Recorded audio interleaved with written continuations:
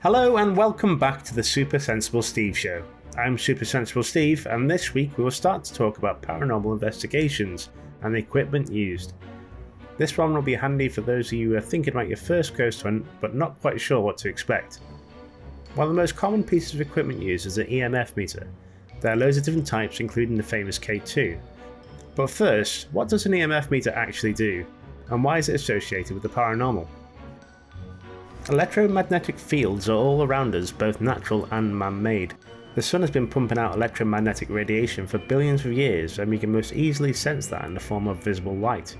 You'll remember from GCSE physics that there is an electromagnetic spectrum that goes from harmless, long wavelength radio waves through to microwaves and visible light, all the way to very harmful, short wavelength ionizing gamma rays.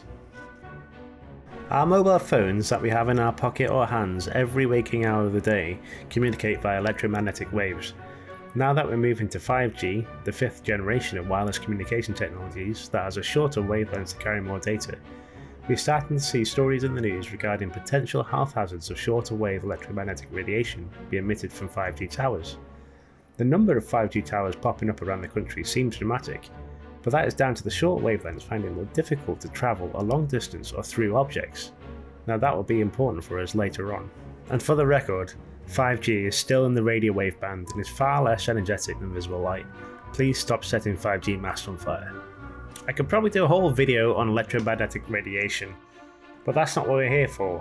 What will an EMF meter show us on a ghost hunt?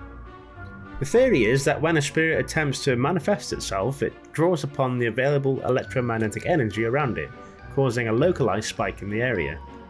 That's all well and good, but my previous preamble shows that modern day life exposes us to so much electromagnetic radiation that can and will fluctuate. Because of this, it can be very difficult to attribute any spike on the EMF meter to be anything other than normal behaviour due to electronic devices, considering any current carrying device will generate some level of electromagnetic waves, such as other ghost hunting equipment and items around the home. If we think back to those shorter wavelengths, we now also know that mobile phone technology, for example, can be very particular in how it picks up mobile data signals, as most of us will find out walking through built-up areas, possibly explaining very localised and directional spikes shown on said EMF meter. Now let's take a look at an example of EMF spikes from a paranormal investigation on American TV show Ghost Hunters. What thing went off? It's still going off. You come on in, Deanna. You don't have to go in this room if you don't want to, but...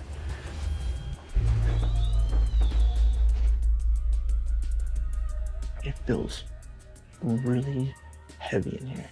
That's freaky. Nice. So in this clip, we see an EMF meter peaking as the owner of the house is brought in. Some of the team are also experiencing unexplained sensations that put them into a state of unease due to what the team claims to be poltergeist activity. Looking at this from a skeptic point of view, when the EMF meter starts to register something, one of the team members goes straight in for the camera close-up with an electronic device that gives off its own EMF. However, I imagine these levels to be pretty small. As for the heavy feelings described by the team, symptoms of high-level EMF exposure include anxiety and nausea. So if you say for a moment that the meters were picking up something other than the electrical equipment in the house, this could explain what the group are experiencing. Most ghost hunt experiences will provide their own equipment for you to borrow, but that will vary from team to team. If you would like to get hold of your own EMF meter, the K2 can be found for around £65 on the internet. A quick Google search will pull up many other cheaper and more expensive options. But Steve, I hear you cry, if our mobile phones communicate using electromagnetic waves, are there free apps on the App Store that can do the same job for less? In theory, a phone could be used to pick up changes in EMF, and many apps claim to do so. There is an interesting piece written by a paranormal investigator that goes into detail on this, and I will link that below. Maybe more importantly, your phone has a magnetometer or Hall effect sensor to display orientation for navigation. There are three types of EMF measurement: RF radiation, electric field, and magnetic field. The latter would read out in Gauss or Tesla, and this is what's shown on the K2. And this is also what the phone apps claim to read. The meter my earthly bodied assistant is about to show you is the cheapest we could find on ghost hunting equipment sites.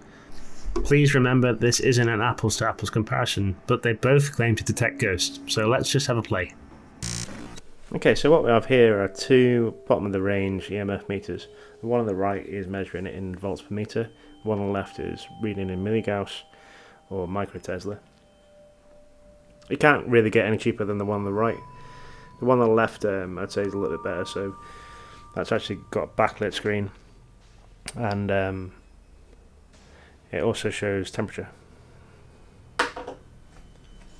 You can pick these up for around, I think around £10 to £20. So what we're going to do now is pull in some other paranormal equipment, and then let's just see if any of that equipment gives off any EMF. So here are the first three items that we're going to look at. On the left you've got a Bluetooth speaker. You might be using that for some EVP or a spirit box. In the middle we've got reasonably highish end audio recording equipment, and then on the right you've got a laser thermometer. So to start, we'll play some music through the speaker. We'll set off the recorder in the middle and see if that gives us any readings. Okay, so here we go. We've got the Supersensible Steve theme going off. We've also got the Tascam recording. Let's go in first with the cheap electromagnetic radiation detector, the DT1130.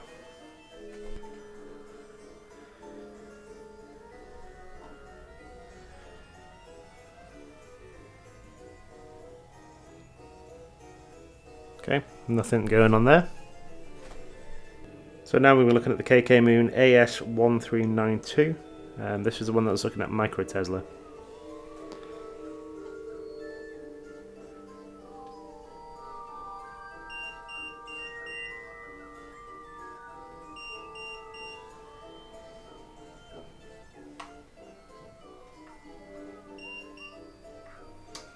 So what that's picking up on there is actually the magnets that we've got on the speakers, I believe.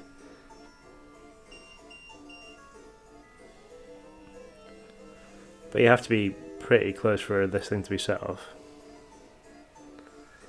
And as for the laser thermometer, nothing's going on there. Next, let's try our mobile phones. So they're going to be with us pretty much at all times. So this is just calling up voicemail. You can see that's not giving us much.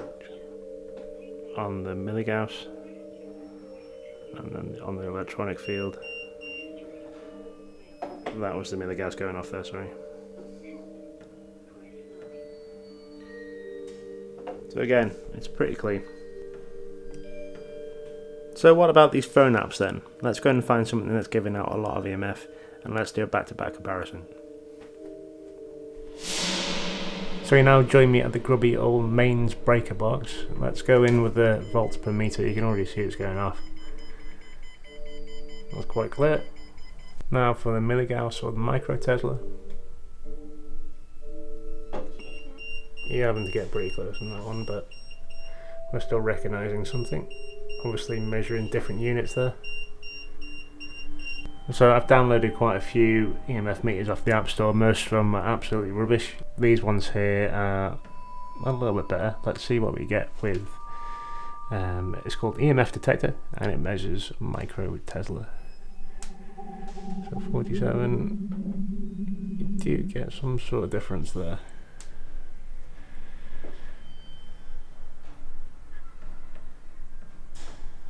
The next one's called Paranormal EMF recorder. And we're getting similar readings to the other app. This is Ghost Finder 2.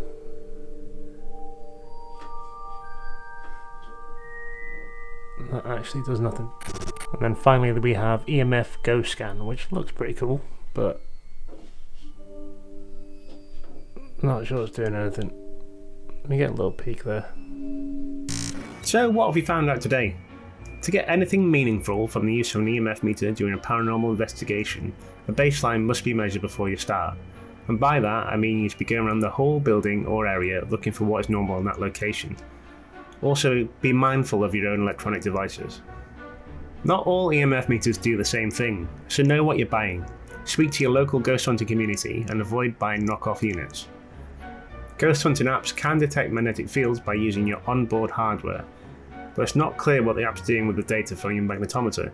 These apps are for entertainment only, and dedicated devices such as the K2 should be used instead.